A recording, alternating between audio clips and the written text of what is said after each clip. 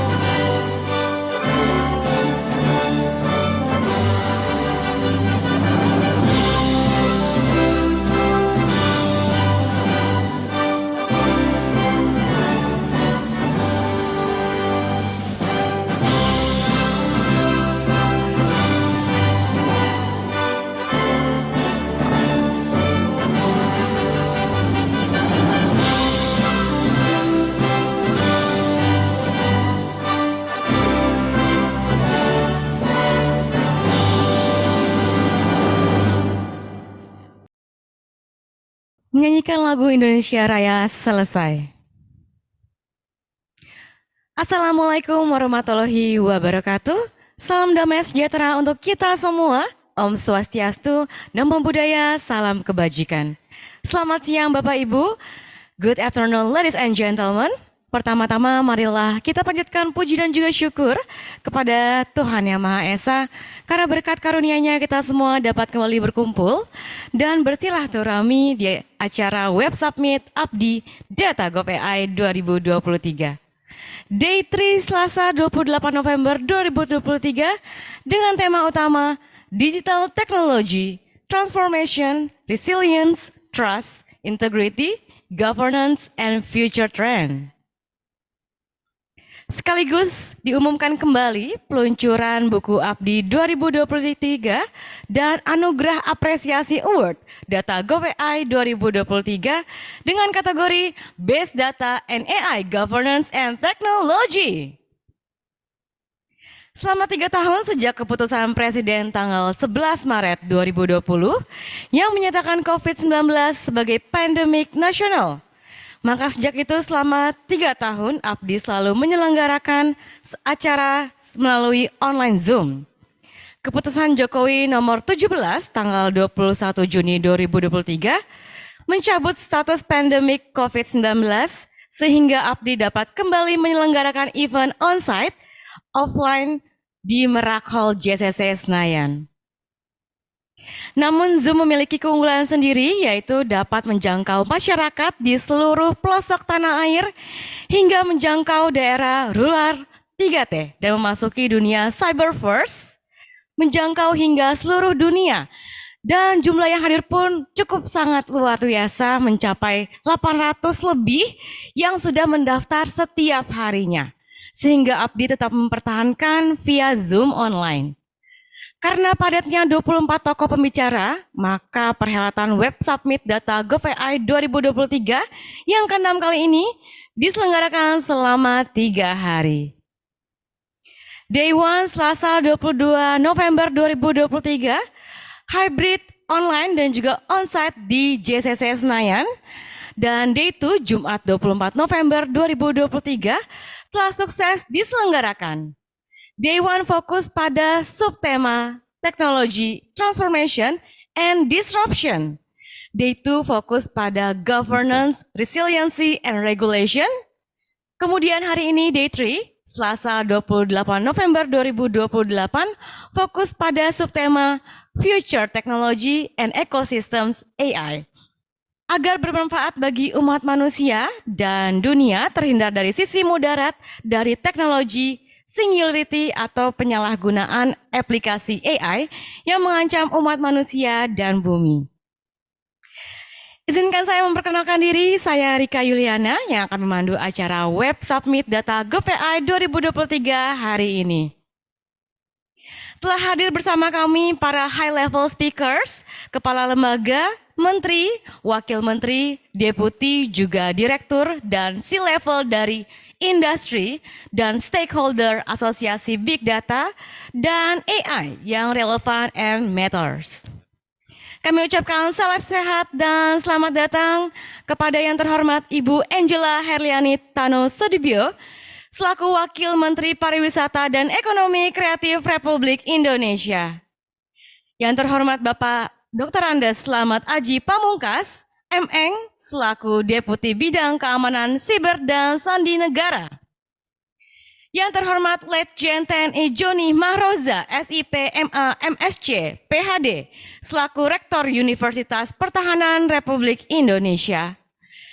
Yang terhormat Gubernur Sulawesi Barat, Profesor Dr. Zudan Arif Fakrullah SH.MH, yang juga Sekretaris Badan Nasional Pengelola Perbatasan, pendukung setia Web Summit Abdi 2023 sejak sebagai Dirjen Dukcapil. Yang kami hormati Bapak Syarbeni, selaku Cyber Security and Privacy Officer dari Huawei Indonesia. Kami hormati Parsekal Pertama TNI, Profesor Dr. IR Arwinda Tumaya Wahyudi Sumari, STMT, selaku Rektor Institut Teknologi Dirgantara Adi Sucipto, Yogyakarta. Yang kami hormati Bapak Hasan Sahab, selaku Data Academy Commissioner. Dan yang kami hormati Dr. Rudi Rusdia MA, sebagai Chairman dari Abdi. Bapak Ibu rekan media, para sponsor dan pendukung acara yang berbahagia, selamat siang.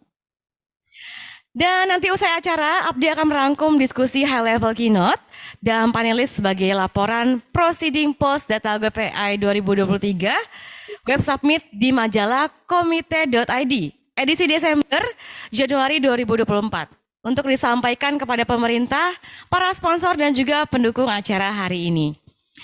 Abdi mengapresiasikan dan mengucapkan banyak terima kasih kepada para sponsor PT Sentral Asia Tbk, Huawei Indonesia, Bakti Kominfo, Provinsi Sulawesi Barat, BPJS Ketenagakerjaan, XL Asiata Business Solution, Data Academy, dan PT Mikronik Internusa.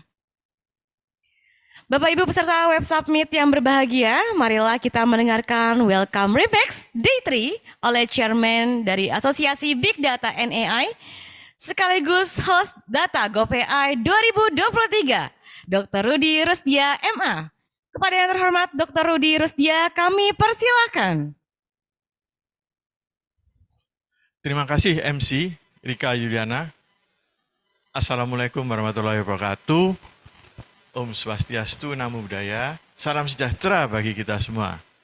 Yang saya hormati Ibu Angela Tanu Sudibyo, Wakil Menteri Pariwisata dan Ekonomi Kreatif, Letnan Jenderal TNI Joni Mahrusa, Rektor dari Universitas Pertahanan, Kepala BSSN yang diwakili oleh Bapak Slamet Aji Pamungkas, Deputi dari Keamanan Cyber dan Sandi Perekonomian, Profesor Dr. Sudan Arif Fakrullah, Gubernur Sulawesi Barat, yang juga Sekretaris BNPB Badan Nasional Penyelenggara Perbatasan, Bapak Syarbeni, Cyber Security Privacy Officer, CSPO dari Huawei Indonesia, Marsma TNI, Dr. Insinyur Arwin Datumaya Wahyudi Sumari, Rektor dari ITDA atau Institut Teknologi Dirgantara Adi Sucipto, Bapak Hasan Hasyab, Komisioner dari Data Academy, para sponsor Abdi,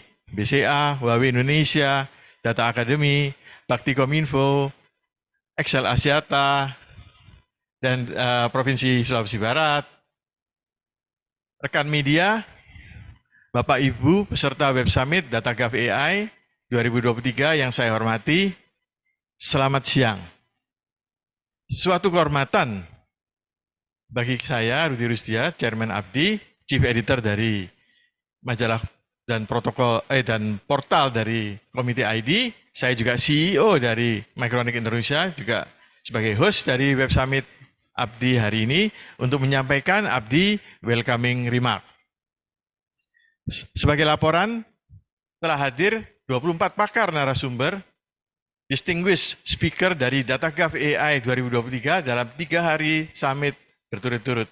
Juga hadir 30 lebih penulis buku Abdi di acara peluncuran buku dan 20 lebih penerima anugerah apresiasi di JCC Senayan, Merak Hall minggu lalu menjadikan Data Gov AI sebagai salah satu web summit terbesar di Indonesia. Bapak Ibu peserta web summit yang saya hormati. Covadis AI and Algorithm. Kemana arahnya AI dan algoritma? Apakah menuju kebaikan atau ancaman? Apakah AI ke depan akan mengaugmented atau memberdayakan manusia atau malah menggantikan manusia? Ada 2 alternatif masa depan AI, yaitu satu, algoritma AI yang negatif dan mudarat itu dapat menggantikan pekerjaan manusia, menyebabkan masif PHK, seperti aplikasi robotik di pabrik-pabrik, autonomous car tanpa supir yang pasti akan menyebabkan banyak PHK. Ancaman eksistensi peradaban manusia juga ini menjadi ancaman, yaitu aplikasi AI robotik untuk militer yang algoritmanya tidak memiliki perasaan kemanusiaan karena adalah sebuah mesin dan mengikuti saja algoritma dari penciptanya. Biasanya tujuannya adalah untuk membunuh lawannya. Oleh karena itu sangat ditakuti oleh para pakar futurist seperti Elon Musk, Einstein, Stephen Hawking, sehingga dibutuhkan solusi governance atau regulasi atau regtech untuk mengurangi ancaman-ancaman ini. Tapi 2 adalah algoritma AI yang positif dan bermanfaat. Ini mengaugmentasi meningkatkan, memberdayakan manusia. Misalnya dengan gadget yang kita gunakan, smartphone, itu banyak sekali aplikasi-aplikasi AI membuat manusia lebih sederhana, sejahtera, dan berdaya saing. Ya, sekarang kita melihat bagaimana tahun depan ini pemilu, dan bagaimana dengan walled garden dari halaman atau halaman Facebook Anda, sebuah fenomena black box algoritma. Kita lihat algoritma sosial media seperti Facebook, WhatsApp, ChatGPT itu mengontrol penuh halaman Facebook atau walled garden Anda dengan password, ya. User pengguna dari Facebook bisa login masuk gratis ke dalam halaman dari Facebook kita, gitu ya. Kita bisa sharing avatar, foto, video, status profile pada tahun pemilu, pilihan politik kita, agama kita, dan lain-lainnya. Dan ingat 2024, dua bulan lagi sebetulnya, adalah pemilu di Republik Indonesia, ya. Dan juga di Amerika, Meksiko, Taiwan, dan 40 negara kita akan mengalami pemilu tahun depan, 2024. Pengguna Facebook di Indonesia itu sudah mencapai 205 juta, atau 73% dari penduduk Indonesia. Sudah melampaui jumlah pemilih 2024 yang jumlahnya 204 juta menurut KPU. Hari ini, 28 November adalah hari pertama kampanye. Jadi hati-hati terhadap algoritma sosial media, dapat menampilkan disinformasi, polarisasi, pecah belah pengguna Facebook yang sangat kontras atau berbeda dengan 4 pilar kebangsaan yang sering dipromosikan oleh Ketua MPR seperti Pancasila. Karena misi algoritma Facebook itu hanya memaksimalkan page view, popularitas, dan mereka yang peduli adalah bagaimana revenue growth dari Facebook sendiri, gitu ya. Jadi dan semua aset Anda di halaman Anda itu menjadi milik dari Facebook. Sebuah platform media konten menjadi sebuah platform media konten yang terbesar di dunia dengan data-data Anda. Jadi data dan Anda itu sebetulnya menjadi komoditas Facebook. Kita berbicaranya bukan dengan manusia tapi dengan mesin sebetulnya ketika kita online dengan Facebook. Sehingga terciptalah sebuah digital twin atau dual personality, ya. Jadi ada 2 personality, yaitu profil kita, avatar kita, Facebook, dan jejak digital kita di sosial media, dan juga ada lagi jejak fisik kita di dunia nyata. Jadi kita mempunyai 2 personality, di mana semua aktivitas dan aset kita di Facebook 100% itu dikontrol oleh algoritma Facebook yang tertutup oleh black box tanpa demokrasi pilihan. Jadi sangat otoriter sebetulnya. Dan AI itu dapat menciptakan deepfake, merubah meniru suara, profil, video seseorang tokoh, ya.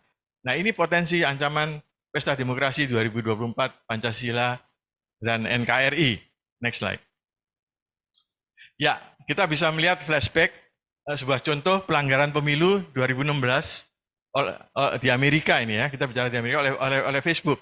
Skandal profiling 87 juta data Facebook oleh Cambridge Analytica, sebuah perusahaan di Inggris, dengan algoritmanya menciptakan polarisasi adu domba pada pemilu 2016 di Amerika. Yang Cambridge Analytica ini sebagai konsultan dari kubu Trump. Pada saat itu terjadi pemilihan umum antara Trump dengan Hillary Clinton, ya. Dan akhirnya memang Trump yang memenangkan pemilu pada waktu itu. Facebook itu harus membayar mahal denda dari UK Data Protection Watchdog $643.000 atau sekitar 10 miliar. Tapi kasus CA ini juga Facebook sendiri juga mendapatkan denda 725 juta atau 10 triliun kepada US SEC akibat penyalahgunaan ini, gitu ya. Jadi Quo Vadis pemilu 2024. Bagaimana pemilu 2024? Kita harapkan pemilu 2024 ya itu akan terjadi di Indonesia dan di Amerika.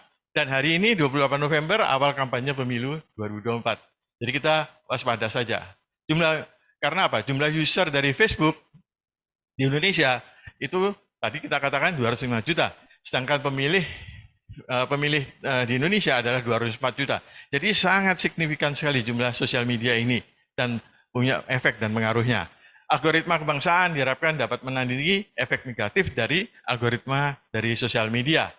Next slide. Ya, sekarang kita coba melihat bagaimana ketika meleburnya digital twin 2D atau dua dimensi yang apabila kita emerge dengan geospasial, data dari data geotagging dan juga misalnya mata uang digital kripto. Konvergensi avatar di dunia maya dan cyberverse atau dunia nyata atau kita sebut universe itu akan menciptakan sebetulnya digital twin, ya, digital twin verse kita sebutnya. Jika digital twin ini kita gabungkan dengan data spasial, misalnya data dari BIG gitu ya, geopositioning GPS data di smartphone Anda, maka ini menjadi awal dari metaverse atau emerging digital twin. Contohnya aplikasi di Waze, Google Map, Pokemon, dan lain sebagainya. Ditambah fenomena digital bank, wallet, mata uang, atau CBDC, Central Bank Digital Currency, ya, misalnya contohnya digital rupiah gitu ya, hingga payment QRIS yang sekarang lagi di-push oleh Gubernur BI di ASEAN. Seperti AI, beberapa dekade yang lalu akan mengalami AI winter. Maka sepertinya metaverse masih akan mengalami metaverse winter. Next slide. Ya, sekarang kita bicara mengenai bagaimana dengan generative AI, GPT. Ya, kita bisa melihat di sini ada banyak generative AI. Jadi memang ini musimnya gitu ya. Jadi kalau kita melihat WA-GPT misalnya itu dipoweri oleh Meta Group, yaitu Facebook dan WhatsApp. Sedangkan ChatGPT itu konsorsium dari Microsoft, Google, dan lain sebagainya. Sedangkan Microsoft Bing itu oleh Microsoft sendiri, jadi Microsoft punya sendiri dan dia konsorsium di ChatGPT. Google juga punya Google Bard dan dia juga konsorsium ya. Generative AI ini adalah AI teknologi yang menciptakan berbagai tipe konten baru. Jadi kita bisa menciptakan tipe konten baru. Kita bisa mengajak curhat dengan ChatGPT robot ini ya, dengan ChatGPT ini. Jadi kita bisa minta untuk mereka membuat konten, membuat skripsi, dan lain sebagainya. Dalam bentuk teks, imaginary, image, audio, dan sintetik data. Ya. Jadi ChatGPT ini memang kedepannya akan sangat ada sisi manfaatnya juga ada sisi mudaratnya gitu ya. Next slide. Baik, demikianlah opening remark last D3 dari Data Gov AI 2023 hari Selasa 28 November 2023. Enjoy the rest of this Web Summit. Be relevant. God bless you Indonesia. Wassalamualaikum warahmatullahi wabarakatuh. Om Santi Santi Santi Om. Saya kembalikan waktu dan tempat kepada MC Rika Yuliana. Terima kasih.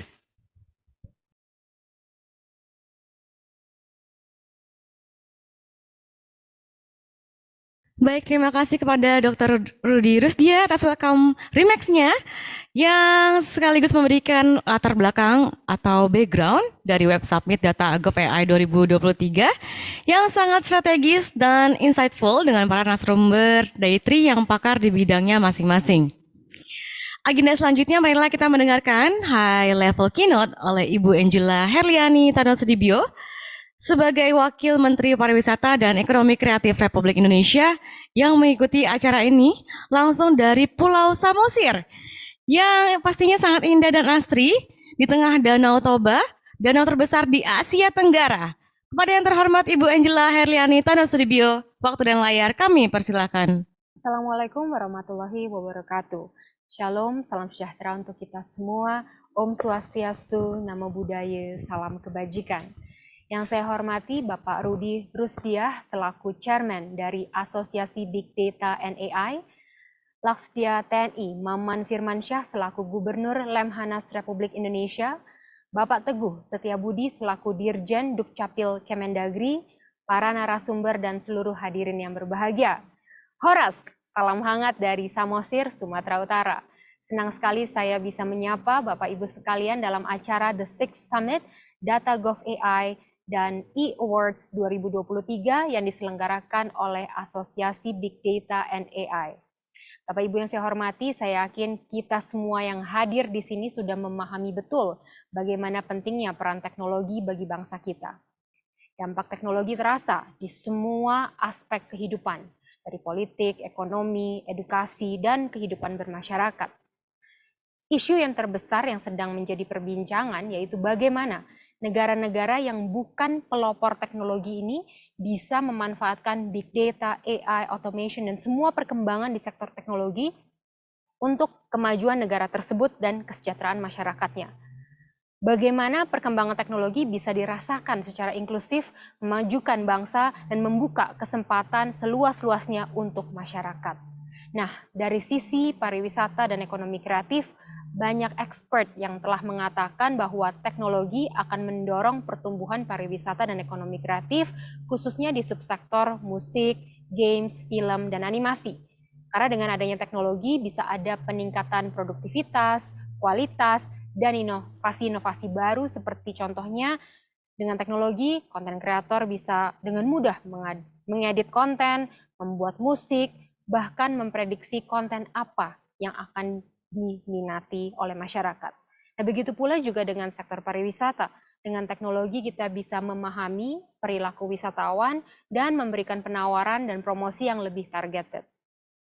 Akan tetapi Bapak Ibu sekalian, dengan perkembangan teknologi yang begitu pesat membawa concern tersendiri bagi pelaku-pelaku kreatif, terutama terhadap isu intelektual, terhadap etika, dan juga adalah soal pekerjaan yang akan hilang karena perkembangan teknologi. Ya betul, banyak sekali riset yang mengatakan akan ada jenis-jenis pekerjaan baru, tetapi tidak dipungkiri akan ada pekerjaan yang hilang. Sehingga kedepannya seluruh pemangku kepentingan perlu memperhatikan titik keseimbangan, kesiapan sumber daya manusia dalam negeri untuk bisa memanfaatkan dan mengelola teknologi, serta peta jalan industri dan ekosistemnya dalam disrupsi digital, serta kesiapan regulator yang adaptif terhadap perubahan, karena pada akhirnya kita berharap Indonesia bukan saja menjadi target market, tetapi para pelaku parekrafnya dan semua sektornya bisa aktif berperan dalam perkembangan teknologi dunia yang mensejahterakan bangsa Indonesia. Oleh karena itu, besar harapan saya dengan The Sixth Summit Data Gov AI dan E-Awards 2023 bisa menjadi wadah kolaborasi semua pemangku kepentingan, khususnya untuk kepentingan bangsa dan masyarakat Indonesia dalam era disrupsi digital hari ini. Terima kasih untuk perhatiannya. Wassalamualaikum warahmatullahi wabarakatuh. Om Santi Santi Santi Om.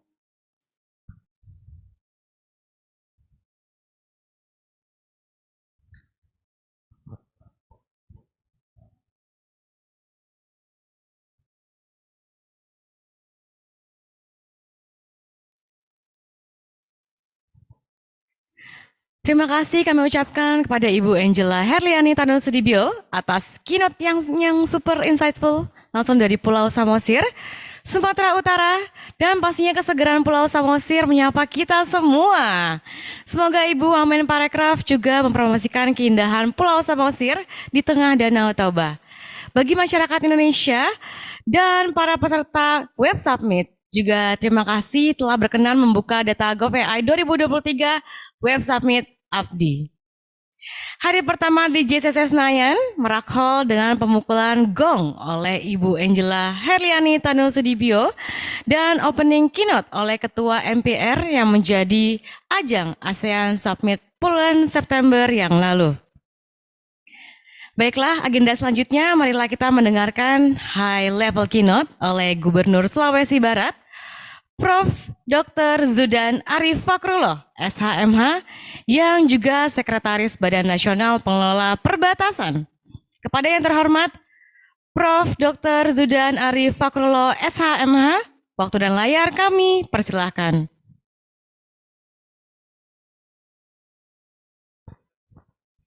Bismillahirrahmanirrahim. Assalamualaikum warahmatullahi wabarakatuh.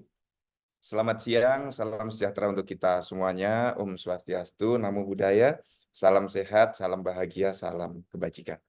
Yang saya hormati, CEO Abdi, Bapak Dr. Rudi Rusdiah, dan seluruh narasumber yang sudah hadir dari BSSN, dari Institut Dirgantara, dari Kementerian Kominfo, dan dari berbagai lembaga, semuanya semoga selalu sehat, berbahagia, dan tidak kurang suatu apapun. Juga seluruh hadirin yang sudah bersama-sama berkumpul secara daring maupun secara luring dalam acara yang luar biasa ini. Saya sangat menikmati acara yang diselenggarakan oleh Abdi ini dan sangat banyak manfaatnya terutama dalam tata kelola pemerintahan. Saya sendiri sejak lama dengan Pak Dr. Rusdiah ketika saya masih Dirjen Dukcapil, kemudian ke Sestama BNPB dan penjabat Gubernur Sulawesi Barat, terus berkomunikasi untuk melihat bagaimana perkembangan tentang pemanfaatan big data, artificial intelligence, IoT, dan bagaimana semua itu bisa kita terapkan di dalam dunia pemerintahan kita. Karena apa yang dipikirkan oleh Pak Dr. Rudi Rusdiah seringkali sudah berada jauh di depan daripada penyelenggaraan pemerintahan kita. Karena kita tahu masyarakat yang ada di Indonesia itu derajat perkembangannya itu berbeda-beda. Kalau kita menggunakan pendekatan bagaimana masyarakat berkembang, mulai masyarakat 1.0 sampai kemudian 5.0, di Indonesia itu hampir semuanya ada. Sehingga bagaimana kita mengembangkan teknologi, mengembangkan digitalisasi dalam pemerintahan, menerapkan IoT, sampai kemudian bagaimana artificial intelligence itu kita gunakan dalam pemerintahan, kita harus menggunakan dengan sangat bijaksana. Dan di ruangan Zoom kita ini kan banyak sekali pakar. Ini ada sahabat saya, Mas Dr. Pratama Persada yang banyak membantu saya. Ini paham betul bagaimana konstelasi dan konfigurasi pemerintahan dengan menggunakan teknologi, digitalisasi sampai artificial intelligence ini. Kalau kita melihat perkembangan pemerintahan, kemudian di dalam praktek pemerintah Republik Indonesia menerbitkan Perpres 95 tahun 2018. Ini bukan 2028, 2018. Bagaimana desain besar digitalisasi hendak dibangun di Indonesia. Kita mengembangkan bagaimana regulasinya disiapkan melalui Perpres ini agar pemerintahan bertahap bisa bergerak menuju digital. Kita membangun pemerintahan yang berdaya saing, berkeadilan, dan yang bermartabat. Maka kalau kita melihat petanya, 38 provinsi dan 514 kabupaten kota, sesungguhnya di ibu kota kabupaten, di kantor-kantor pemerintah, itu sudah bisa menggerakkan pemerintahan berbasis digital. Tentu dalam kadar dan level yang berbeda-beda. Kalau kita melihat dari sisi penyelenggaraan pemerintahan, kita harus siapkan regulasinya, kemudian aplikasinya, kemudian kita lakukan pengendalian dan pengawasan secara menyeluruh, termasuk pada masyarakatnya. Ya, bagaimana masyarakat pengguna teknologi itu bisa kita siapkan bersama-sama. Cipta kondisi harus dilakukan, karena masyarakat tidak bisa kemudian kita lepaskan begitu saja, masuk ke dalam masyarakat liberal dalam pemanfaatan teknologi.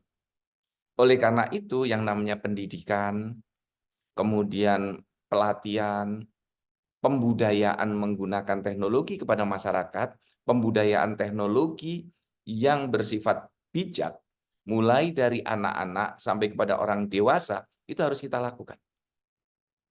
Dan disinilah kita nanti bisa mendorong dari pemerintahannya digital, masyarakatnya digital, kita bisa menggerakkan ekonomi digital. Sehingga kita tidak kaget ketika di TikTok bisa orang berjualan, bukan hanya semata-mata masyarakat itu promosi, tetapi bisa langsung mengeksekusi penjualannya. Nah, ini yang harus dilakukan pengaturan secara tepat agar platform-platform dari luar negeri bisa menyesuaikan dengan sistem yang berlaku di Indonesia. Maka kita perlu memiliki di masyarakat ada SDM bertalenta digital, di pemerintahan juga SDM bertalenta digital. Dan ini yang perlu dikuatkan dengan research and development. Kemudian teknologi-teknologinya harus terus kita kembangkan. Nah, Bapak Presiden sangat concern dengan ini. Maka dalam berbagai kesempatan, Pak Jokowi menyampaikan ada 5 hal yang harus segera kita lakukan untuk melakukan transformasi digital. Nah, basis digitalisasi itu adalah bagaimana agar semua tempat di Indonesia bisa tersedia jaringan atau mudahnya di setiap titik orang bisa bertransaksi digital, ada sinyal. Inilah yang perlu kita lakukan karena kita tahu kita memiliki 84.000 kurang lebih desa dan kelurahan. Nah, ini harus kita isi semua dengan tempat-tempat yang bisa semua orang mengakses informasi, mengakses teknologi dengan disiapkan jaringan yang luas. Tentu ini butuh infrastruktur yang besar. Nah, setelah itu kita harus menyiapkan roadmap-nya. Jadi Bapak dan Ibu paham betul layanan publik kita di sektor kesehatan. Kalau ini bisa kita lakukan pelayanan sampai ke tingkat-tingkat puskesmas dengan digitalisasi yang masif, penanganan stunting yang bisa terus kita lakukan sistem pelaporannya secara real time, kelahiran, kemudian ibu yang hamil, kemudian bagaimana sistem perdagangan dibangun dari tingkat desa sampai ke tingkat penjualan di pasar, itu bisa dilakukan secara digital. Maka ini pemerintahan kita akan sangat bisa memberikan manfaat yang besar dan luar biasa. Dan ini di tingkat nasional harus ada namanya integrasi data nasional di pusat data nasional. Tentu yang namanya SDM tidak boleh kita lupakan. SDM dengan talenta digital harus disiapkan. Dan disinilah Ibu Bapak, skema-skema pembiayaan di dalam proses transformasi digital itu menjadi sangat penting. Bapak Presiden sudah menggariskan ini. Regulasinya dilengkapi, skema pendanaannya disiapkan, pembiayaannya harus disiapkan. Dan di setiap daerah harus mulai terus berbenah. Di setiap kementerian lembaga juga harus terus berbenah. Saya mencoba di beberapa tempat, ya 2 kali, saya mencoba menerapkan transformasi digital ini. 2015, ketika saya menjadi Dirjen Dukcapil, mengawali bagaimana kita mulai mendorong perubahan dari dokumen ke data. Inilah awal transformasi digital yang bisa kita lakukan dengan cepat. Transformasi dokumen ke data. Dulu Dukcapil itu semata-mata memproduksi dokumen. Kemudian pelan-pelan semua dokumen itu kita bangun menuju big data. Bertahap kemudian melahirkan pendekatan single identity number. Satu orang hanya boleh satu NIK dengan menggunakan KTP elektronik yang disimpan sidik jari dan iris mata. Maka kalau satu orang membuat lebih dari satu akan terkunci secara sistem karena dia sudah punya foto wajah, iris mata, dan sidik jari yang tersimpan di dalam database. Terus sampai sekarang ini terbangun sekitar 280 juta data penduduk kita by name, by address. Yang sudah punya KTPL sudah terjamin ketunggalannya, tidak akan ganda lagi. Nah, dengan demikian mulailah kita bisa merubah dari dokumen ke data, maka dokumen-dokumen yang dulu hanya bisa dicetak, kemudian sekarang bisa kita kirim lewat filenya. Nah, ini diungkit dengan yang dilakukan oleh BSSN. Saya terima kasih banyak kepada BSSN yang dulu sejak saya di Dukcapil sampai sekarang saya di Sestama BNPB terus membantu dengan enkripsi, teknologi enkripsi, dan dengan penguatan melalui digital signature. Nah, digital signature ini kalau bisa kita masifkan akan mendorong digitalisasi yang luar biasa. Kita bisa bekerja dari manapun, tidak harus di kantor, karena kita bisa mendisposisi, bisa menandatangani surat yang sudah diotentikasi, dari verifikasi, otentikasi, sampai dengan diotorisasi, itu bisa kita lakukan dengan aman. Karena nama orangnya sudah ada di sana, bisa diuji dengan biometrik, sidik jari maupun iris mata.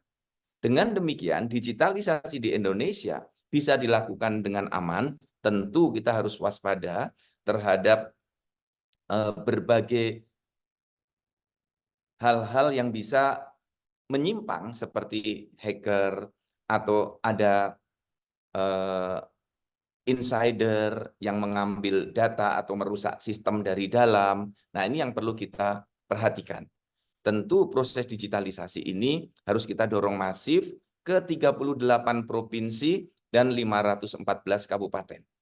Saya pernah menerapkan mulai dari berbagai kabupaten di Papua, ternyata semua itu bisa ketika di kantor-kantor pemerintah tersedia jaringan. Di Sulawesi Barat pun saya mulai menerapkan itu dan mendapat respon yang luar biasa. Kecepatan pelayanan menjadi berkali-kali lipat. Yang tadinya 14 hari bisa selesai 2 hari. Yang tadinya 3 hari bisa selesai dalam 3 jam, 4 jam. Karena diungkit dengan kita menghilangkan tanda tangan basah, menghilangkan cap, sehingga cukup dengan 1 kali eksekusi tanda tangan digital, semua sudah bergerak, dokumen tidak perlu dicetak, file tinggal dikirim kepada masyarakat pemohonnya. Dan inilah yang perlu di tahap awal sebelum kita nanti seluruh Indonesia masif dengan artificial intelligence tingkat tinggi, kita bergerak digitalisasi yang sederhana dalam tata kelola pemerintahan, tata kelola keuangan, tata kelola SDM, sampai dengan kepada pelayanan publiknya. Nah ini Pak Rudi Rusdia dan teman-teman semuanya, hal-hal langkah-langkah kecil yang saya lakukan ketika di Dirjen Dukcapil, ketika menjadi penjabat gubernur di Sulawesi Barat saat ini, ternyata digitalisasi bisa merubah banyak hal. Dari langkah yang sederhana, penerapan digital signature, merubah dari dokumen menuju data, pelayanan online, dokumen tidak perlu diambil di kantor, cukup filenya dikirim kepada pemohon dengan di PDF-kan dan dilakukan enkripsi. Tentu kami belum sempurna, masih banyak kekurangan. Kami terus belajar kepada teman-teman yang lebih ahli untuk kami terapkan ke dalam sistem tata kelola pemerintahan yang sekarang sedang kami jalani. Terima kasih Pak Rudi Rusdia atas waktu dan kesempatannya. Terima kasih banyak. Mohon maaf lahir batin. Wabillahi taufik wal hidayah. Wassalamualaikum warahmatullahi wabarakatuh. Terima kasih.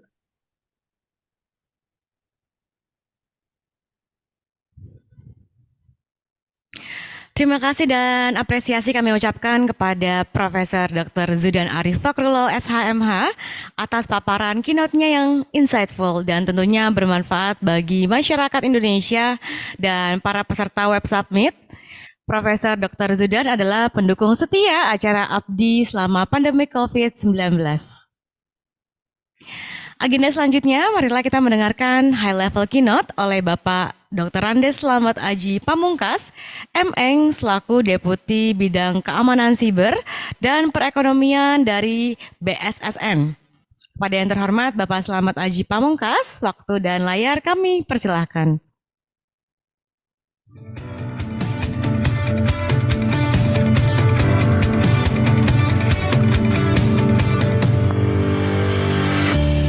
Assalamualaikum warahmatullahi wabarakatuh. Salam damai sejahtera untuk kita semua. Om Swastiastu, Namo Buddhaya, salam kebajikan. Perkembangan lingkungan strategis keamanan cyber global di Indonesia saat ini mencerminkan dinamika yang kompleks dan terus berubah. Secara global, ancaman cyber semakin berkembang dalam hal skala, kecerdasan, dan juga ketangkasan. Negara-negara dan kelompok cyber memiliki kemampuan yang semakin canggih, memperlihatkan serangan cyber yang lebih kompleks dan terkoordinasi. Di Indonesia, pemerintah dan pemangku kepentingan teknis memperkuat infrastruktur dan kapasitas keamanan cyber untuk menghadapi ancaman yang berkembang saat ini. BSSN atau Badan Cyber dan Sandi Negara memainkan peran sentral dalam merumuskan kebijakan dan strategi keamanan cyber nasional. Sama seperti negara lain yang tengah berupaya dalam pemulihan ekonomi global, pemerintah Indonesia juga berupaya melakukan percepatan transformasi digital di berbagai sektor, di mana berfokus pada 3 hal: kesetaraan akses digital, literasi digital, dan lingkungan digital yang aman. Pada kesempatan ini saya menyampaikan beberapa hal yang sedang menjadi prioritas BSSN untuk berperan serta mendukung program pemerintah dalam memperkuat tata kelola nasional di bidang cyber, diantaranya 1. Dalam konteks pemerintahan, langkah transformasi digital diakomodir melalui percepatan program Sistem Pemerintahan Berbasis Elektronik atau SPBE dan Satu Data Indonesia atau SDI. Kedua, pelindungan infrastruktur informasi vital atau PIIV atau Critical Information Infrastructure Protection, di mana BSSN berperan sebagai koordinator penyelenggara perlindungan IIV nasional.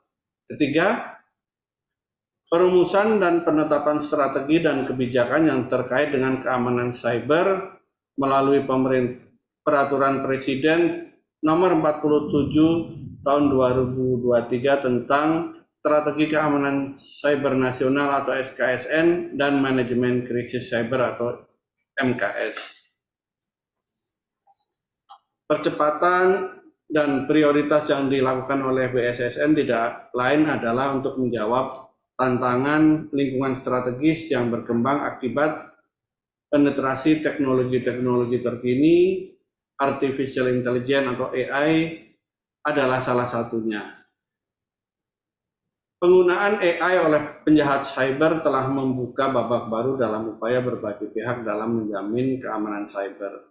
AI memberikan daya kreasi yang tidak terbatas bagi para penjahat cyber, sehingga memungkinkan mereka untuk mengembangkan serangan yang lebih canggih dan sulit untuk terdeteksi. Salah satu contoh atau use case dari teknologi ini adalah pembuatan malware yang mampu beradaptasi dengan perubahan lingkungan cyber dan mengidentifikasi celah keamanan yang dapat dieksploitasi. Menanggapi kondisi tersebut, maka pemerintah dan berbagai industri keamanan cyber juga semakin bergantung kepada AI untuk memahami dan melawan ancaman yang semakin kompleks. Perangkat keamanan cyber yang ditenagai oleh AI atau AI power juga dapat memprediksi tren serangan baru sehingga memungkinkan setiap organisasi untuk lebih proaktif dalam memitigasi risiko cyber. Meskipun tantangan keamanan cyber semakin rumit, pemanfaatan AI dalam konteks keamanan memberikan harapan untuk mengimbangi kekuatan yang digunakan oleh para penjahat cyber. Namun demikian, perlombaan antara para ahli keamanan dan penjahat cyber terus berlanjut. Hal ini mendorong inovasi dan pengembangan teknologi yang lebih canggih lagi di kedua pihak tersebut. Dengan begitu, AI menjadi pilar krusial dalam memahami dan merespon ancaman cyber modern yang terus berkembang.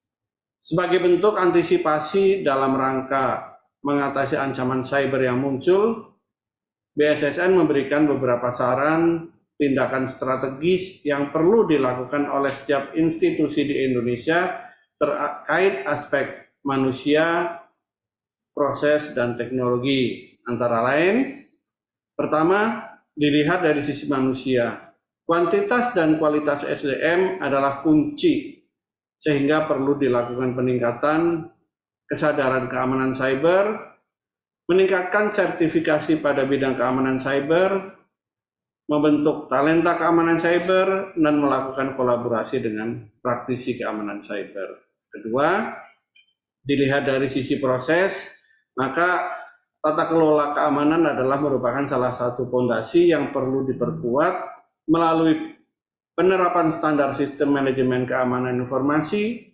kriptografi, implementasi skema berbagi informasi dengan CSIRT atau Computer Security Incident Response Team yang sudah terbentuk, ataupun stakeholder serta pengawasan, baik pengawasan kepatuhan kepada peraturan yang berlaku, serta penerapan arsitektur Zero Trust pada semua sistem dan teknologi informasi.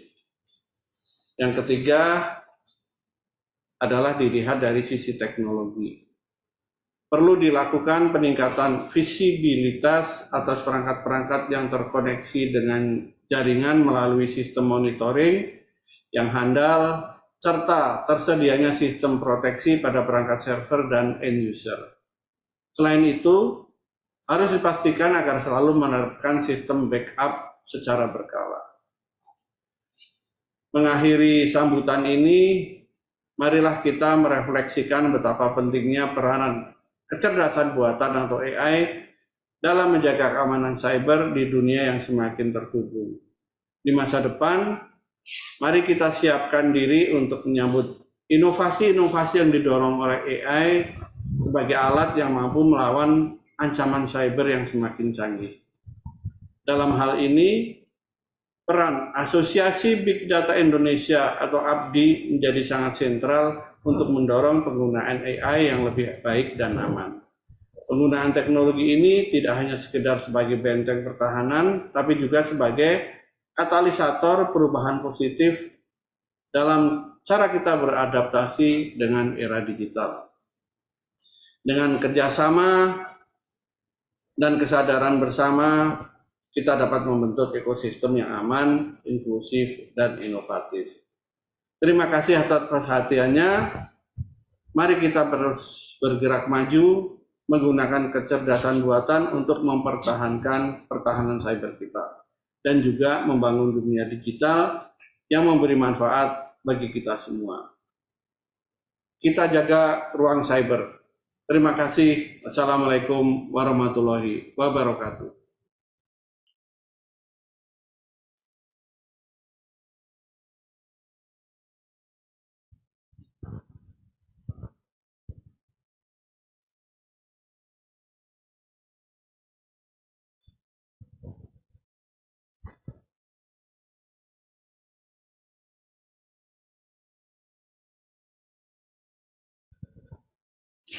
Terima kasih kepada Bapak Slamet Aji Pamungkas atas keynote-nya yang sangat insightful dan tentunya bermanfaat bagi Bapak Ibu peserta Web Summit.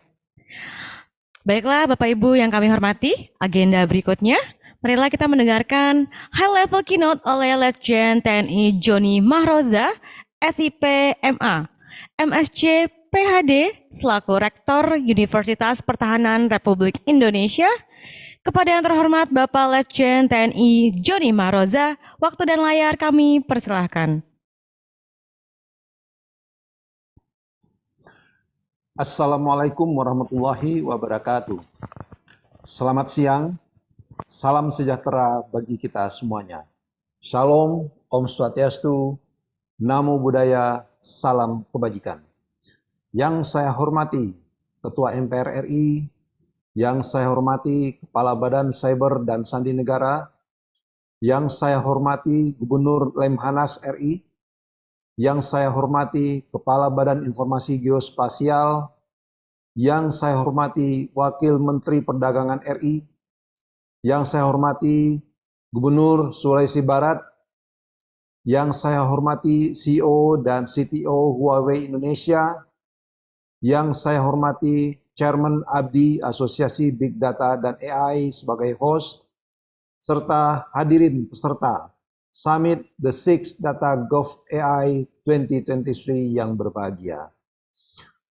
Merupakan kehormatan bagi saya dapat hadir dan berada di sini untuk berbicara tentang revolution in data science, AI, and cybersecurity in a connected world. Hadirin yang saya hormati, beberapa hal yang akan saya sampaikan pada kesempatan ini terbagi menjadi 3 bagian penting. Yang pertama, berkaitan dengan revolusi data science, AI, and cybersecurity. Yang kedua adalah peran penting Unhan dalam menyambut dan mengantisipasi era revolusi ketiga teknologi tersebut. Dan yang ketiga adalah bagaimana kita memanfaatkan teknologi tersebut untuk kesejahteraan umat manusia yang lebih baik. Paradigma baru dalam sistem informasi mencakup 4 hukum utama yang membentuk fondasi evolusi teknologi informasi. Pertama, hukum Shannon yang berfokus pada transformasi informasi, menekankan pentingnya efisiensi dan akurasi dalam proses pengiriman data. Kedua, hukum Moore yang menggambarkan peningkatan kemampuan pemrosesan data secara eksponensial. yang menyoroti perkembangan pesat dalam daya komputasi. Hukum yang ketiga adalah Gilder, menekankan peningkatan bandwidth komunikasi data, memandang pertumbuhan kapasitas komunikasi sebagai elemen kunci dalam evolusi sistem informasi. Dan hukum yang terakhir adalah Metcalfe yang berkaitan dengan peningkatan nilai jaringan yang menggambarkan bahwa nilai suatu jaringan meningkat seiring dengan jumlah entitas yang berhubungan dengannya. Paradigma baru ini kemudian dikenal sebagai the network era atau the real-time information atau the electronic era, mencerminkan pergeseran menuju akses informasi yang lebih cepat dan terhubung secara global. Dalam konteks ini, disorot pula peran penting dari disiplin ilmu seperti data science, artificial intelligence, dan big data yang menjadi pendorong utama perkembangan sistem informasi modern. Fakta-fakta terkait aktivitas online pengguna internet selama 60 detik menggambarkan laju dinamis dan besarnya interaksi digital di berbagai platform. Contohnya, Zoom mencatat 6,3 juta pertemuan online dalam 1 menit, yang menunjukkan popularitas yang terus meningkat dalam mengadakan konferensi virtual.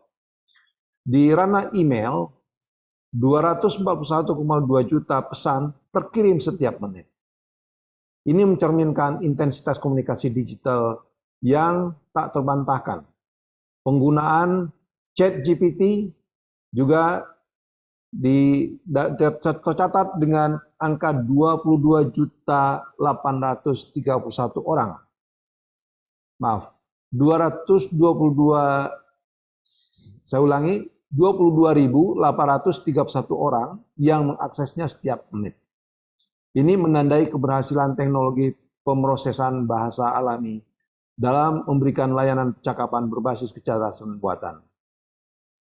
Dan informasi semacam ini bukan hanya mencerminkan tingginya aktivitas online, tetapi juga memberikan peluang untuk analisis data sains yang mendalam. Dengan pemahaman mendalam terhadap tren ini, organisasi dan pemangku kepentingan dapat mengoptimalkan operasional mereka dan membuat keputusan strategis yang lebih baik di berbagai sektor kehidupan, mulai dari bisnis hingga keamanan cyber. Big data mencakup pengumpulan, pengolahan, dan analisis data dalam skala yang sangat besar. Mencakup baik data terstruktur maupun tidak terstruktur. Volume data yang sangat besar ini menantang dan membutuhkan pendekatan analisis khusus. Salah satu aspek penting dari big data adalah kemampuannya untuk memberikan wawasan yang mendalam dan mendukung pengambilan keputusan dan perumusan strategi yang lebih baik. Karakteristik utama dari big data adalah volume, jumlah data yang besar, variety, keberagaman jenis data, velocity, kecepatan data yang diproduksi dan diolah, dan veracity, yaitu keandalan data. Dalam perkembangannya, konsep V lainnya seperti value, variability, dan validity juga semakin diperhitungkan, menambah kompleksitas analisis data. Dalam studi kasus terkait invasi Ukraina, peran analisis data science, kecerdasan buatan atau AI, dan keamanan cyber menjadi krusial dalam menyediakan wawasan strategis dan operasional. Dalam bidang data science dan AI, dapat dilakukan pelacakan, pergerakan pasukan dan peralatan militer, pengembangan sistem senjata baru, dan peningkatan analisis intelijen. Penggunaan sistem otonomi AI juga dapat diimplementasikan untuk mengurangi resiko terhadap korban manusia dan peralatan dengan mengembangkan sistem otonomi yang responsif.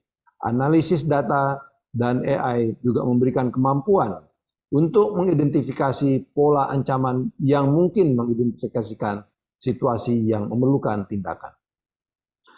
Dengan kedua belah pihak konflik menggunakan teknologi data science dan AI, Persaingan ini tidak hanya berlangsung di medan perang fisik, tetapi juga melibatkan perlombaan informasi dan teknologi untuk mendapatkan keunggulan strategis.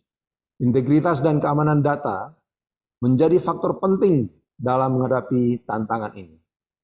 Mengingat peran sentral teknologi dalam membentuk peta kekuatan dan strategi di tengah konflik geopolitik.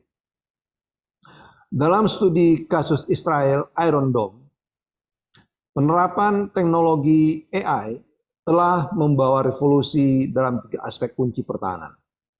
Yang pertama, penggunaan AI Assisted Facial Recognition untuk inspeksi pembatasan dan teknologi intersepsi. Penerapan AI untuk mempercepat proses analisis dan pengambilan keputusan pada sistem pertahanan Iron Dome, serta penggunaan AI untuk memberikan respon cepat dan peningkatan dini terhadap potensi serangan. Pertama, teknologi AI Assisted Facial Recognition digunakan untuk mengoptimalkan inspeksi perbatasan dan meningkatkan kemampuan intersepsi dengan mengidentifikasi secara cepat dan akurat ancaman potensial. Kedua, integrasi AI di dalam proses analisis dan pengambilan keputusan pada Iron Dome memungkinkan respons yang lebih cepat dan efisien terhadap ancaman dan memperkuat keseluruhan sistem pertahanan. Ketiga, teknologi AI digunakan untuk memberikan peringatan dini dan respon cepat terhadap potensi serangan, meningkatkan tingkat kewaspadaan dan keamanan. Selain itu, implementasi AI didukung oleh teknologi superkomputer yang memastikan kinerja optimal dalam mengelola dan menganalisis data yang kompleks, memberikan Israel Iron Dome keunggulan dalam pertahanan udara yang adaptif dan efektif. Data science adalah suatu proses ekstraksi pengetahuan berharga dari berbagai jenis data. Ini melibatkan pengumpulan, analisis, dan interpretasi data untuk mendapatkan wawasan yang dapat digunakan dalam pengambilan keputusan. Artificial Intelligence atau AI mencakup kemampuan mesin untuk belajar dan menjalankan tugas tanpa diprogram secara eksplisit oleh manusia.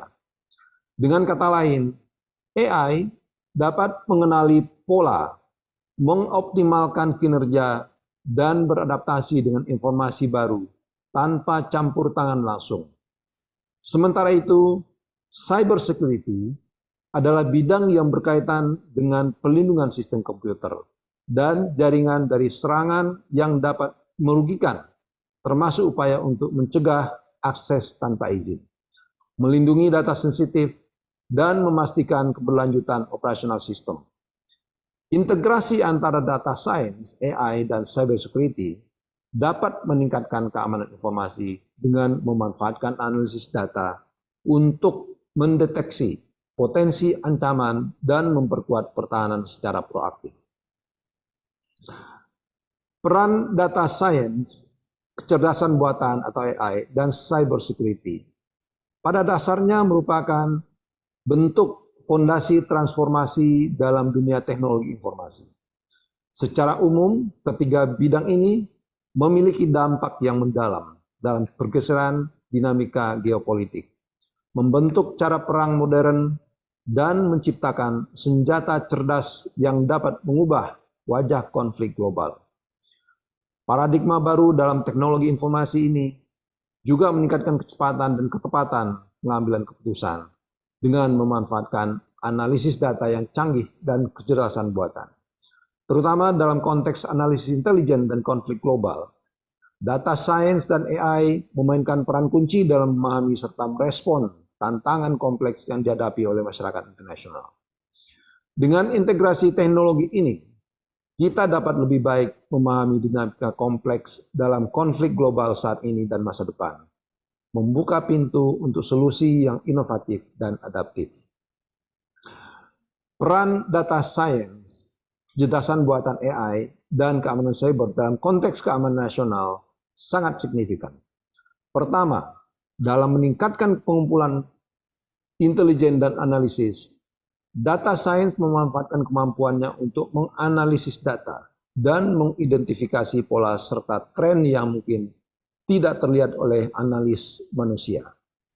AI pada gilirannya memberikan kontribusi dengan mengembangkan cara baru, mengumpulkan dan menganalisis data intelijen, menciptakan efisiensi dalam proses tersebut.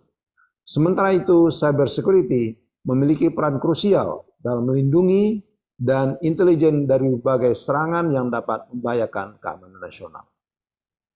Kedua, dalam pengembangan sistem senjata baru, data science terlibat dalam merancang dan mengembangkan sistem senjata yang lebih akurat, kuat, dan efisien. AI turut berperan dengan mengembangkan sistem senjata otonom yang dapat membuat keputusan tanpa perlu diintervensi manusia, menciptakan keunggulan dalam respon dan taktik militer. Oleh karena itu, peran cybersecurity juga tidak kalah pentingnya, fokus dalam melindungi sistem senjata dari berbagai serangan yang dapat merusak dan memanipulasi fungsi mereka. Ketiga, dalam melindungi infrastruktur penting, data science digunakan untuk mengidentifikasi dan menilai kerentanan dalam infrastruktur kritis. AI memberikan kontribusi dengan mengembangkan metode baru untuk melindungi infrastruktur penting dari serangan yang dapat merusak fungsi vitalnya. Cybersecurity pada sisi lain memiliki tugas utama dalam melindungi infrastruktur penting dari serangan cyber yang dapat mengancam stabilitas dan keberlanjutan nasional. Dengan demikian, integrasi ketiga bidang ini membentuk fondasi kokoh dalam menjaga keamanan nasional dari berbagai ancaman yang terus berkembang. Dalam era revolusi data science, kecerdasan buatan atau AI, dan keamanan cyber, dampaknya meluas ke berbagai aspek kehidupan. Secara geopolitik, peran krusialnya dalam keamanan nasional tidak dapat diabaikan, dengan negara-negara bersaing untuk unggul dalam teknologi ini demi melindungi wilayah mereka dari ancaman cyber. Di sisi ekonomi, revolusi ini mendorong pertumbuhan ekonomi melalui inovasi dan efisiensi yang dihasilkan oleh analisis data dan AI. Secara sosial, dampaknya terlihat dalam transformasi cara masyarakat berinteraksi dengan teknologi yang memicu perubahan budaya dan meningkatkan ketergantungan pada solusi berbasis teknologi. Dalam perdagangan, pergeseran besar terjadi dalam cara berbisnis yang dilakukan. Dengan data science dan AI, mengubah fundamental proses perdagangan mulai dari rantai pasok hingga analisis pasar global. Keseluruhannya, revolusi ini membawa perubahan signifikan dalam dinamika geopolitik, ekonomi, sosial, dan perdagangan, dan memperkuat posisinya sebagai pendorong utama transformasi global. Transformasi digital yang disebabkan oleh kehadiran kecerdasan buatan dan ilmu data memberikan dampak signifikan dalam beberapa aspek. Pertama, terjadi peningkatan pengalaman pelanggan melalui analisis mendalam terhadap data pelanggan yang memungkinkan penyedia layanan untuk memberikan pengalaman yang lebih personal dan relevan. Kedua, terdapat peningkatan dalam pengambilan keputusan, di mana data dalam jumlah besar dianalisis untuk mengidentifikasi pola dan tren yang sulit diakses atau bahkan tidak dapat diidentifikasi oleh manusia. Selain itu, munculnya produk dan layanan baru yang sebelumnya tidak mungkin dikembangkan, tercermin dalam inovasi yang didorong oleh analisis data dan kecerdasan buatan. Terakhir, proses otomatisasi menjadi kunci yang membebaskan waktu manusia dari tugas-tugas berulang dan rutin, memungkinkan fokus pada yang lebih besar, pada pekerjaan yang lebih strategis dan kreatif. Secara keseluruhan, transformasi ini membuka peluang baru, mengoptimalkan efisiensi, dan memperkaya kemampuan inovasi dalam berbagai bidang. Industri retail, kesehatan, keuangan, manufaktur, dan transportasi semuanya mengalami dampak yang signifikan akibat penerapan teknologi AI dan analisis data dalam era transformasi digital. Dalam sektor retail, perubahan perilaku konsumen dapat diprediksi dengan lebih kuat, memungkinkan strategi pemasaran yang lebih efektif.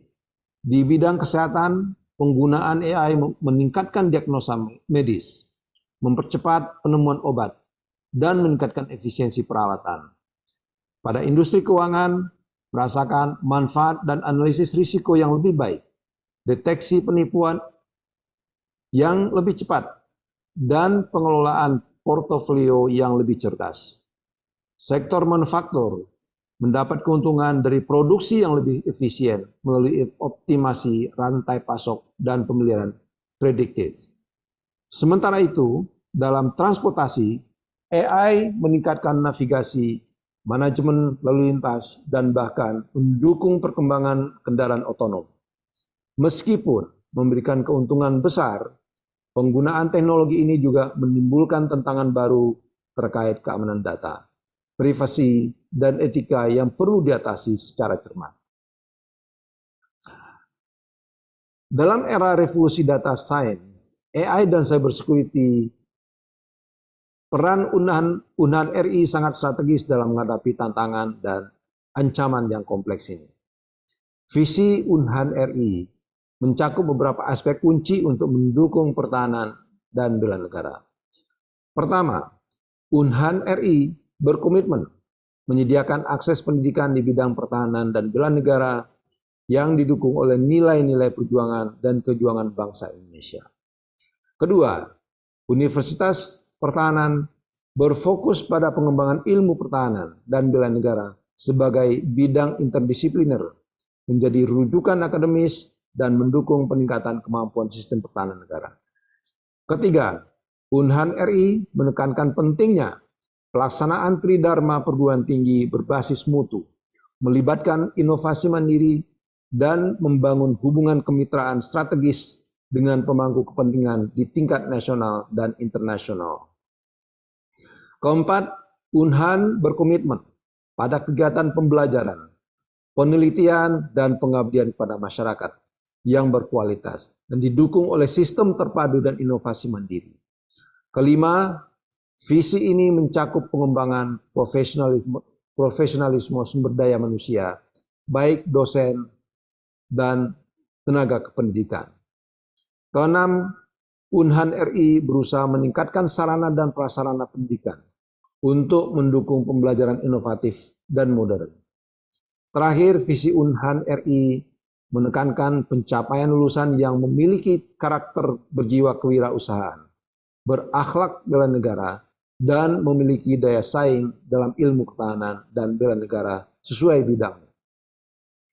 Visi ini mencerminkan komitmen Unhan RI dalam mempersiapkan generasi yang tangguh dan berkualitas di tengah dinamika revolusi data science, AI, dan cybersecurity. Peran Unhan RI sangat vital dalam menghadapi tantangan dan ancaman yang muncul seiring dengan revolusi di bidang data science, AI, dan cybersecurity. Dalam meningkatkan keamanan cybersecurity, Unhan RI berfokus pada 3 pilar utama, yaitu people, proses, dan teknologi.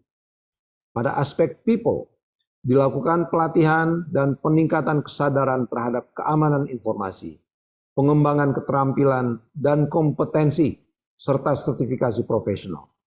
Sementara itu, pada aspek proses, Unhan RI mengimplementasikan sistem manajemen keamanan informasi, tata kelola, risiko, dan kepatuhan, serta menerapkan praktik terbaik dengan melakukan penilaian dan audit secara berkala.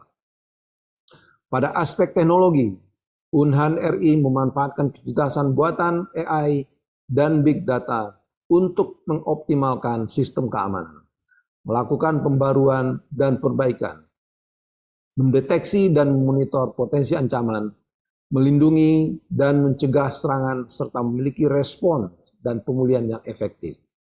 Selain itu, Unhan RI juga aktif dalam memanfaatkan intelijen ancaman dan kegiatan pemantauan atau threat intelligence and hunting guna mengantisipasi dan menanggapi ancaman keamanan secara proaktif. Melalui pendekatan holistik ini, Unhan RI memberikan kontribusi yang signifikan dalam menjaga keamanan nasional di era revolusi teknologi informasi. Universitas Pertahanan Republik Indonesia memiliki peran krusial dalam memperkuat keamanan cyber melalui pendidikan dan pelatihan bagi pemimpin keamanan nasional dan profesional cyber.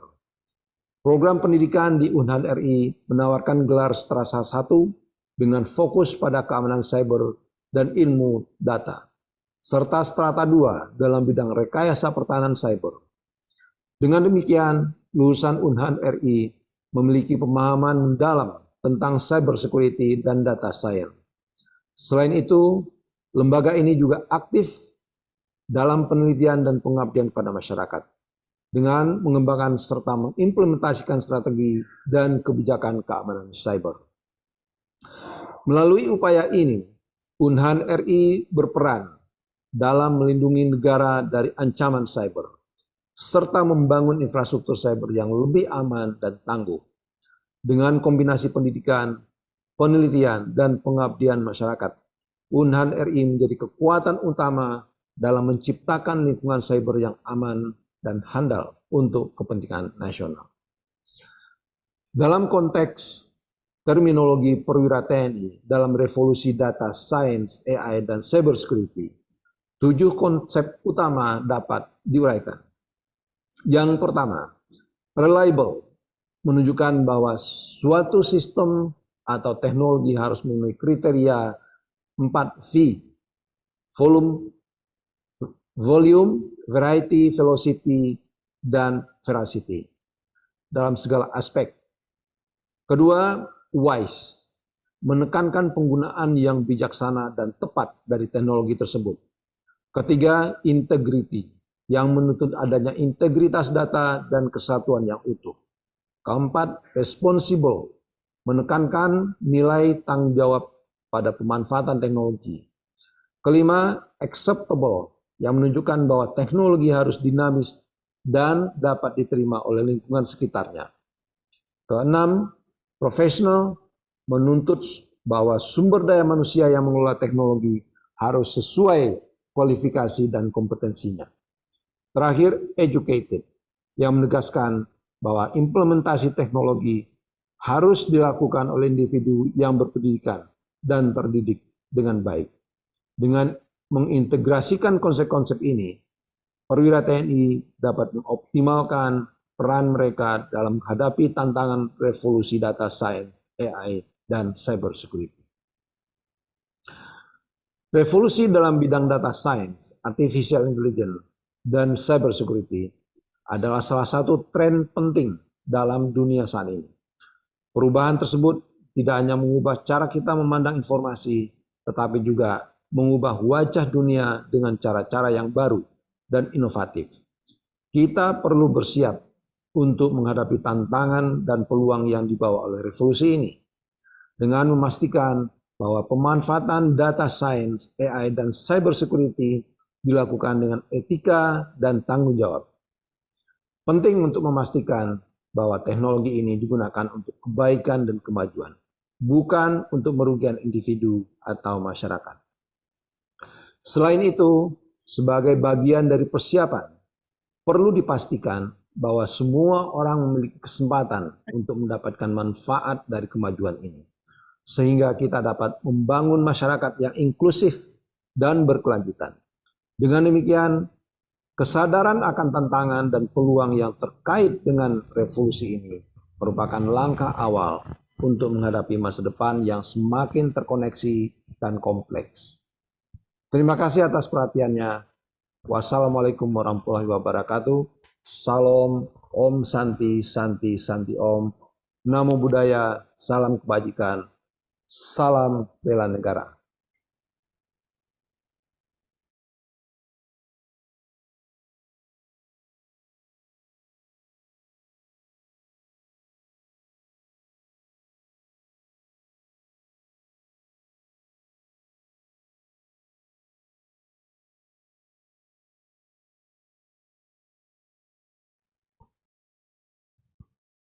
Terima kasih dan apresiasi kami ucapkan kepada Bapak Letjen TNI Joni Mahroza atas keynote-nya yang insightful dan tentunya bermanfaat bagi Bapak Ibu peserta Web Summit. Bapak Ibu peserta yang kami hormati, acara seremoni tanggal 22 November 2023 di JCC Senayan Hall A berjalan sangat sukses dan meriah. Kita akan menayangkan kembali suasana silaturahmi seremoni, apresiasi dan penghargaan kepada para autor dan co-autor penulis buku Abdi 2023 dengan judul Revolution in Data Science, AI and Cyber Security in Connected World, yang akan dilanjutkan dengan seremoni anugerah apresiasi Award Data GovAI 2023.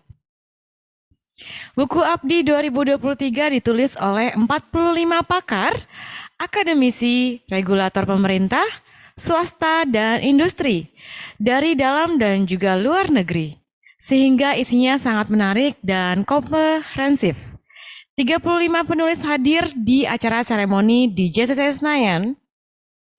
Acara seremoni pemberian sertifikat penghargaan kepada para sponsor dan autor buku Abdi 2023 dan peluncurannya dilaksanakan pada Selasa 22 November 2023 di Merak Hall JCC Senayan, Jakarta dengan ditandai pemukulan gong oleh Ibu Angela Herliani Tanu Sudibyo selaku Wakil Menteri Parekraf Republik Indonesia.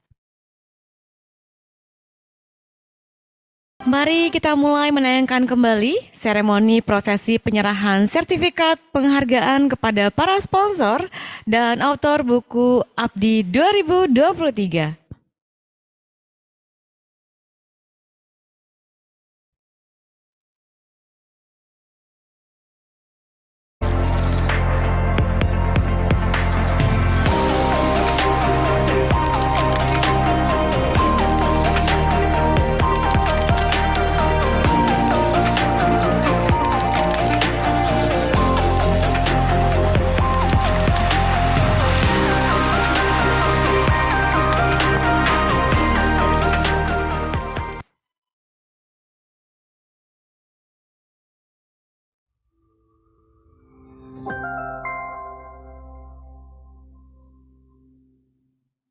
Assalamualaikum warahmatullahi wabarakatuh. Salam sejahtera untuk kita semua. Shalom, Om Swastiastu, Namo Buddhaya, salam kebajikan. Yang saya hormati Wakil Menteri Pariwisata dan Ekonomi Kreatif, Ibu Angela Tanu Sudibyo, Kepala BSSN yang diwakili oleh Wakil Kepala BSSN, Komjen Polisi Putu Jayandanu Putra, SH-MSc, Gubernur Lemhanas yang diwakili oleh Deputi Lemhanas Profesor Reni, dan TA Profesor Brigjen TNI Purnawirawan Paula Teresia. Yang kita banggakan Rektor Universitas Pertahanan, Letnan Jenderal TNI Joni Mahroza PhD, beserta seluruh jajaran yang hadir, Menko Perekonomian, yang diwakili oleh Deputi 4 Dr. Rudi Salahuddin, dan Kepala Badan Informasi Geospasial Profesor Dr. Muhammad Aris Marpai. Yang saya hormati Gubernur Sulawesi Barat, Profesor Dr. Judan Arif Fakurlah, Dirjen Dukcapil Dr. Teguh Setiabudi, CTO Huawei Indonesia Mr. Alex Singh, Direktur Muhammad Rosidi, CSPO Sabeni. Yang saya hormati Bapak David Formula, mewakili Wakil Dirut Bapak Arman Hartono, Dirut Bakti Kominfo, Dr. Fadilah Matar, dan Chair Asosiasi Big Data and AI Abdi, Dr. Rudi Rusdia. Puji syukur kita panjatkan kehadirat Allah Subhanahu wa Ta'ala, Tuhan yang Maha Kuasa, yang telah menganugerahkan segala rahmat dan karunia-Nya bagi kita semua, khususnya nikmat kesehatan, sehingga kita dapat dipertemukan kembali dalam forum S-Summit dan E-Award Data GovAI 2023 yang diselenggarakan oleh Asosiasi Big Data dan Artificial Intelligence atau ABDI. Tahun 2024 adalah tahun politik, tahun pergantian pemerintahan, sehingga Data GovAI 2023 akhir tahun 2023 ini merupakan agenda Data GovAI yang terakhir. yang akan ditandai dengan penganugerahan penghargaan atau apresiasi award kepada para pendukung event Summit Abdi selama ini, dan sekaligus juga sebagai ungkapan rasa terima kasih dari Abdi. Saya termasuk yang beruntung mendapatkan anugerah apresiasi award pada kategori Best Data dan AI Governance atau DG Award sektor legislatif yang pada kesempatan ini saya terima. Dan saya perlu sampaikan juga akan dilakukan peluncuran buku yang bertajuk Revolution in Data Science, AI, and Cyber Security in Connected World that Impacting Geopolitics, Social Economy, and Trade. Di mana saya juga mendapatkan kesempatan sebagai salah satu kontributor dan menuangkan sepatah dua patah kata pemikiran bersama-sama dengan 45 penulis dari mancanegara. Alhamdulillah pada hari ini 35 penulis diantaranya berkesempatan hadir bersama-sama kita semua.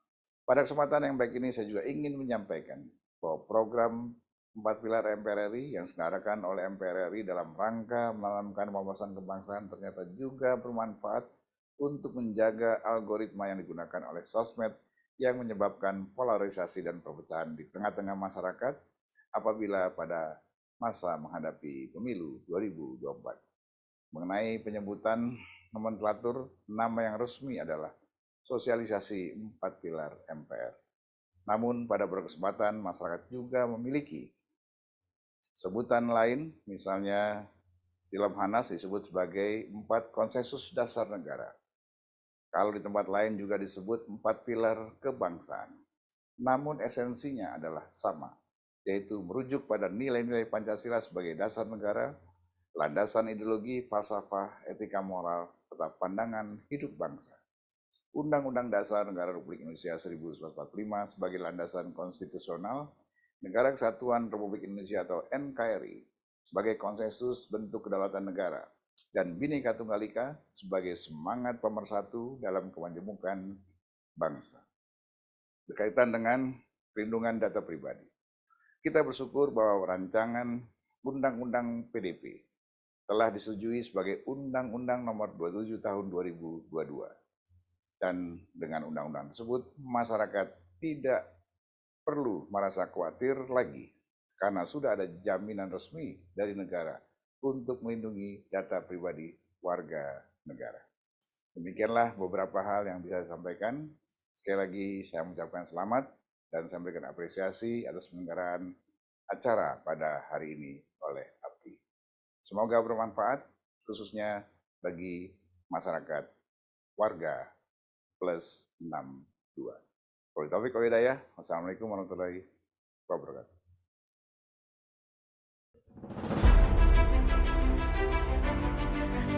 Selanjutnya apresiasi dan penghargaan bagi para autor dan juga co-autor buku diberikan oleh Abdi kepada Ketua Majelis Permusyawaratan Rakyat Republik Indonesia yang sekaligus Kepala Badan Hubungan Penegakan Hukum, Pertahanan dan Keamanan, Dr. Haji Bambang Susatyo, SH, MBA, yang memberikan dukungan dan semangat kepada para autor dan juga co-autor buku dengan menulis kata sambutan yang inspiratif.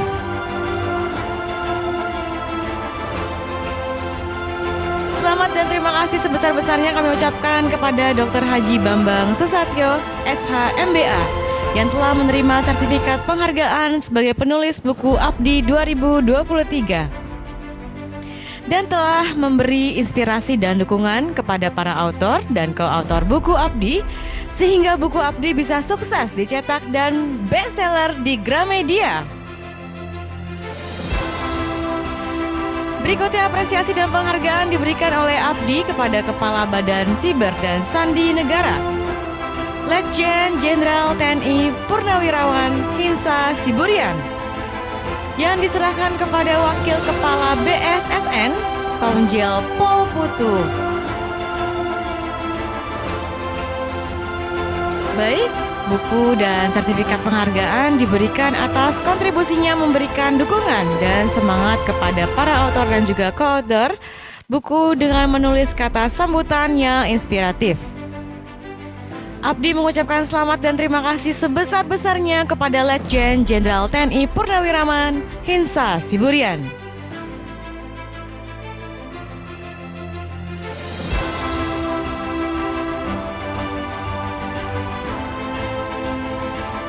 Baik, berikutnya apresiasi dan penghargaan diberikan oleh Abdi kepada Gubernur Sulbar, Profesor Dr. Zudan Arif Fakrullah, SHMH. Sertifikat penghargaan diberikan atas kontribusinya menulis kata sambutan yang sangat inspiratif bagi para autor dan koautor artikel dengan judul Algoritma Sosial Media, AI dan Pesta Demokrasi Suatu Bangsa. Selamat dan terima kasih sebesar-besarnya kami ucapkan kepada Profesor Dr. Zudan Arif Fakrullah, SHMH, yang telah mendukung dan sponsor acara Web Summit Abdi.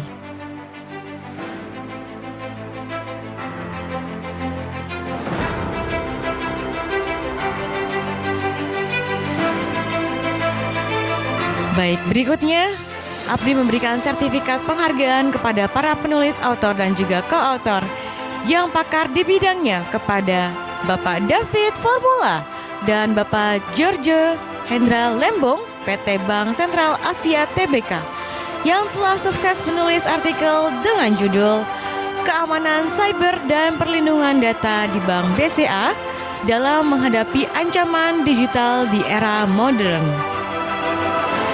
Selamat kami ucapkan dan terima kasih sebesar-besarnya kepada Bapak David Formula dan Bapak George Hendra Lembong, PT Bank Sentral Asia Tbk, yang selalu mendukung dan sponsor acara Web Summit Abdi sehingga menjadi salah satu Web Summit yang terbesar di Indonesia.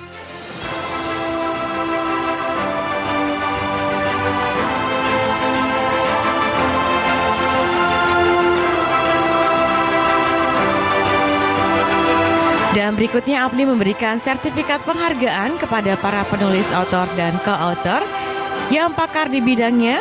Buku dan sertifikat penghargaan diberikan kepada Ibu Hensi Pita STMM, Bapak Widiharto Eskom MMSI, Bapak M. Salafuddin Eskom, Bapak Rizky Yanda STI selaku Deputi Bidang Manajemen Data dan Analistik BPJS Ketenagakerjaan, yang menulis artikel dengan judul Integrasi dan Interoperabilitas Satu Data BPJS Ketenagakerjaan dalam mendukung percepatan Sistem Jaminan Sosial Nasional melalui penerapan Big Data Analistik.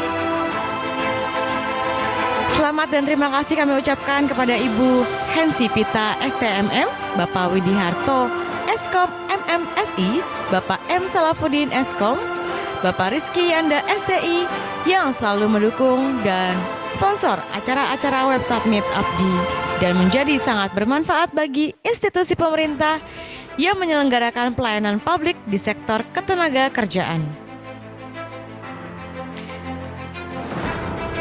Dan berikutnya